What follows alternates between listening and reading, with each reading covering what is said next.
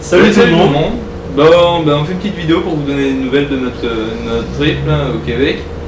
Donc depuis qu'on est arrivé ici, on va vous faire un petit compte rendu de ce qui nous est arrivé quoi. Du coup, on a bien emménagé, on a un appart qui est bien cool, super bien situé, on commence à se faire un peu à la vie, entre guillemets, urbaine. Bon, c'est pas qu'on se perd plus et qu'on met 3 heures pour faire 10 bornes, mais... Sinon après, le chef cuistot, il a quand même bien tout prévu pour qu'on manque de rien cet hiver.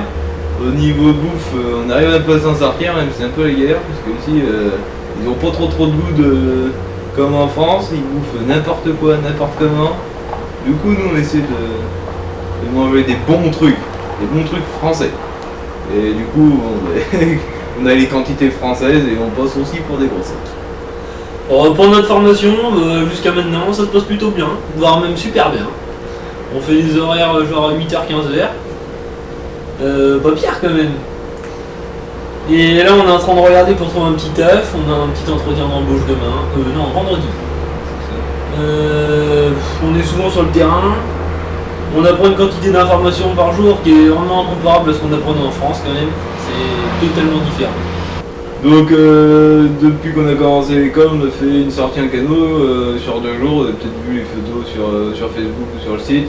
Donc ça c'était vraiment pas mal du tout, on s'est vraiment bien éclaté, on a vu des paysages un peu tarés alors qu'on était pas si loin que ça. Et là c'était vraiment cool, on a même vu des moufettes, on a vu un peu de tout, c'était vraiment... Des écureuils noirs. Des écureuils noirs, mais ça en dessous de nous. Après on a des cours de cartographie, genre le prof il nous dit vous visez tel azimut et puis dans plusieurs kilomètres je vous rejoins, du coup faut peut-être mieux pas se paumer. Et puis lui pendant ce temps-là, le prof il reste dans le bus et il s'entraîne à coller l'orignal pour l'ouverture de la chaise. Bon, on a des cours de survie, d'ici un peu plus d'un mois, on va partir une semaine dans le bois pendant 24 heures, ils vont nous laisser nous démerder quoi en gros. Ils vont nous foutre sur place, ils vont nous dire tu te construis un abri, fais ce que tu veux, ton feu, et en gros démerde-toi pour pas te faire bouffer par un hostie d'ours. Du coup on va partir avec strict minimum, on n'a pas le droit d'avoir de duvet, pas de moyens de communication, pas de bouffe. Du coup on va un petit peu se démerder. Il y en a un qui était parti pour choper des écureuils et pour les bouffer. Ils sont un peu énervés ici. Nous je pense il y a un camouflage de patates sous roche. Et ça va bien se penser. Et après on a tout un tas d'autres cours super intéressants.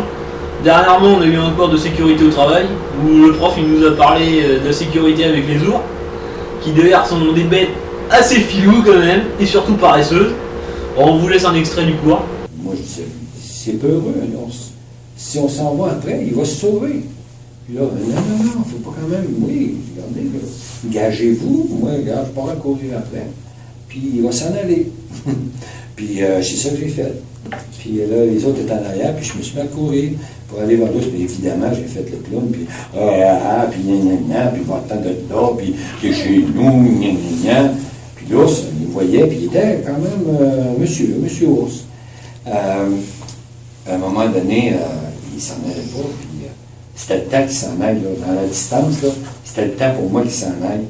Et à un moment donné, il commence à se lever sur ses pattes. Là, je me suis dit, attends, il va falloir que j'en vire d'abord, je me mette à courir dans l'autre sens. Puis c'est pas une bonne idée, puis là, je vais faire rire de moi le reste de l'été à cause de mes chums, parce qu'ils vont avoir vu la trace que je vais avoir faite à terre, parce que j'ai eu peur. Puis là, s'est levé comme ça, là, puis il est parti. Il s'est donné un élan, puis il est parti dans le bois, puis je suis revenu, puis vous avez vu les gars, il est parti. Mais en réalité, j'avais commencé à ralentir parce que c'était pas très safe. Puis c'était une bravade, puis l'ours aurait pu dire, regarde, moi, je vais m'en aller, mais avant, je vais t'en passer une d'en face, tu vas voir. Puis effectivement, j'aurais pas été bien gros. Donc, ça peut arriver.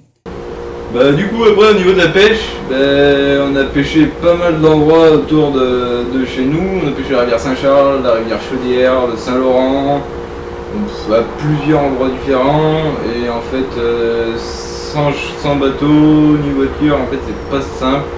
On commence à avoir quelques contacts autour de Québec, mais le mieux c'est quand même de sortir sur Montréal. Et là il y a vraiment pas mal de basses. Mais on fera une vidéo en direct de là-bas dès qu'on ira. Et je pense que ce week-end on devrait y aller. Si au niveau des cours, normalement on a un gros dossier à préparer, mais je pense qu'on va quand même aller faire un tour à Montréal parce que là ça nous démange bien quand même. Et parce que là il faut qu'on cartonne un peu de basse. Et là-bas c'est blindé, du coup je pense qu'on va y faire un tour. Après, l'autre super nouvelle, c'est qu'on a eu le privilège de rentrer en contact avec une personne géniale. En fait, c'est la responsable du Berkeley B1 au Québec. En fait, ça correspond un peu à une sorte de Bassmaster.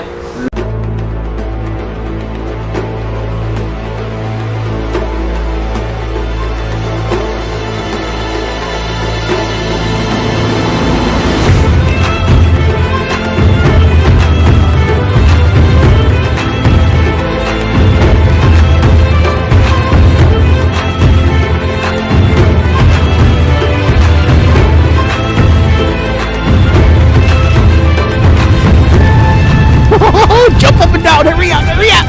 Come on, he's jumping! If everybody's having a tough day, a 3-pounder might be crucial. Wow. Yeah!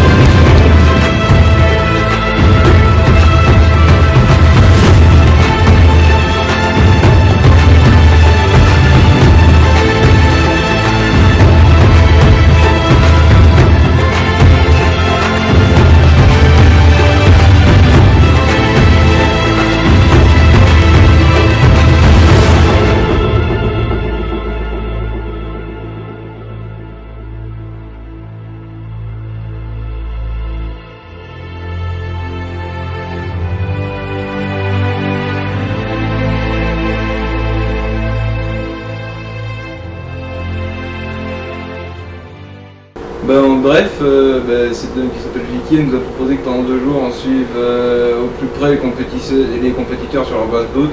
Du coup, on va être sur le basse-boat des pêcheurs, on va inspecter, observer tout ce qu'ils font pour voir s'il n'y a pas de triche, si tout se passe bien.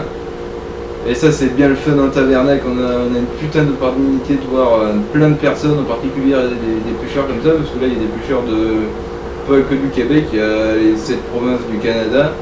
Et je pense aussi des États-Unis, du coup, celui qui s'occupe, qui organise bien, c'est un organisateur du Bassmaster US. Du coup, je pense que ça va être bien cool, on va pouvoir commencer à rencontrer du monde, peut-être organiser des sorties de pêche. Du coup, ça veut dire que vous pourrez nous suivre en direct de cet événement le 4 et le 5, voilà, parce que le B1 se déroule le 4 et le 5, du coup on vous communiquera les heures. Et on va essayer de faire un direct pour qu'on soit à peu près sur les heures françaises.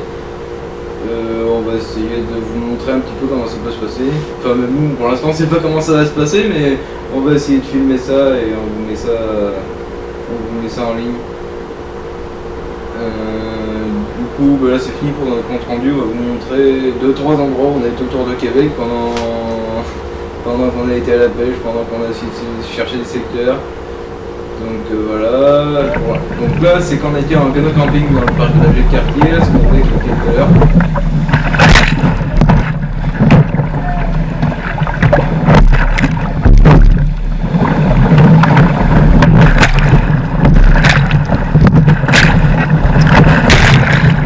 Là c'est quand on était au sud du Mont-Morency. On a essayé de pêcher, mais il commençait à faire bien noir, et puis une fois qu'on est arrivé en bas, on avait à peine 10 cm d'eau. Je suis trempé! Il a fallu se rattraper toutes les marches, c'était vraiment la merde en tabarnak. C'est quand on a été dans la rivière Chaudière, c'est une super rivière, mais le problème c'est qu'on n'a pas vu un poisson. Je pense qu'on pêchait trop près du Saint-Laurent, les niveaux d'eau sont vraiment variables parce que du coup le Saint-Laurent, lui, en fonction des marées. Et... Il galinait des marées? Les galinait. Petit temps, voilà! Et du coup on s'est renseigné, il aurait fallu pêcher un peu plus en amont. Et du coup toujours pareil, il faut trouver un partenaire de pêche qui nous emmène. Et cette journée-là, on s'était pas mal tapé de borne à pied, c'était le gros bordel même, j'ai envie de dire, on s'est fait de l'escalade sur des falaises bien pentues. Ça c'était pas super. On arrive à la fin de ce petit CR, on remercie encore tous nos partenaires, Sakura, Smith, Alban avec Sanko, Luz, Kunz. En apportant notre soutien aussi à Handicap Passion Pêche et puis à un max de pêche. On essaie de vous préparer une autre petite vidéo, mais on est pas mal full booké quand même. Du coup, c'est pas trop simple de tout coordonner, et puis on profite avant d'avoir 10 mètres de neige devant la maison pour donner des nouvelles. C'est ça. Donc on essaie de vous donner des nouvelles bientôt, et puis bye tout le monde, et puis on Bye. vous donne des nouvelles dès que possible. A plus.